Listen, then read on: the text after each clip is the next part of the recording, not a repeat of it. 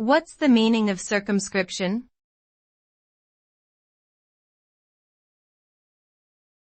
Circumscription.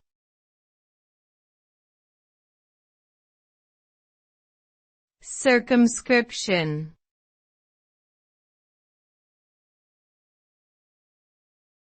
Circumscription.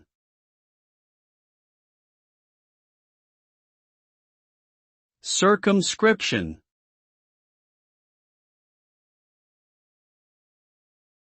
The term circumscription can have different meanings depending on the context, but in general, it refers to the act of limiting or restricting something. This could involve setting boundaries, defining limits, or placing constraints on a particular situation or problem. Circumscription can have both positive and negative effects, as it may help to focus attention or resources on a specific area, but it can also lead to exclusion or neglect of other areas. Overall, circumscription involves drawing lines and making choices about what is included or excluded in a particular situation.